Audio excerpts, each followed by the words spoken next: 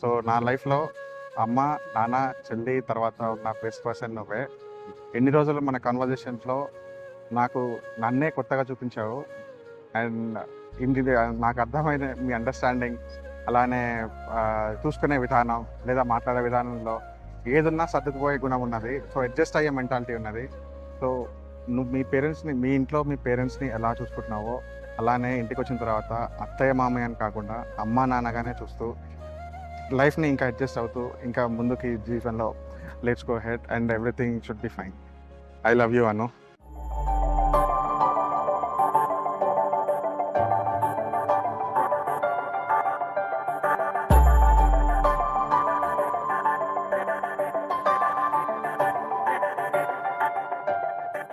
చూడంగానే నచ్చిండు. వాళ్ళ ఇంట్లో ఎంత వాళ్ళ మమ్మీకి ప్రయత్నిస్తాడో నాకు కూడా ఇస్తాడు అనిపిస్తుంది. లైఫ్లో ఏది వచ్చినా కేరింగ్గా చూసుకుంటాడు అనిపిస్తుంది. Coming to my life, thank you so much. Love you Gautam.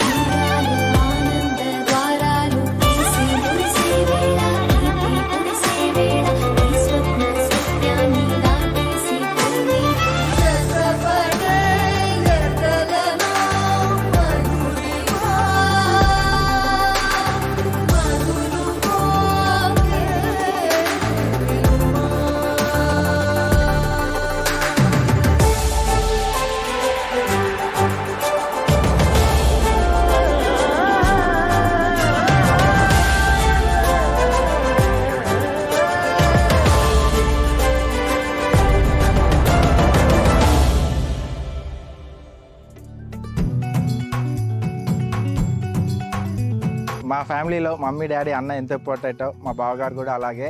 నాకు ఏ సిచ్యువేషన్లో ఉన్నా అన్న తర్వాత కాల్ చేసి అంటే బావగారికే. సో మా బ్రదర్ అంటే మా బావగారే. సో కంగ్రాచులేషన్స్ బావ. చిన్నప్పటి నుంచి డాడీ ఎంత సపోర్టివ్గా ఉండేవారో అన్నయ్య కూడా అలాగే అంత సపోర్టివ్గా ఉండేవారు. ఇంకా చెప్పాలంటే కొన్నిసార్లు డాడీకైనా భయపడతానేమో కానీ అన్నయ్యకి చాలా ఓపెన్గా అండ్ ఏదైనా భయపడకుండా చెప్పగలను. అన్నయ్య చాలా అండర్స్టాండింగ్తో మాట్లాడతారు. మాతో ఉండడానికి కూడా అలాగే ఉంటారు. అప్పుడు అన్నయ్యకి తొందరగా పెళ్ళి అయిపోతుందని నాకు చిన్న బాధ అంతే. ఎనీవే కంగ్రాచులేషన్స్ అన్నయ్య.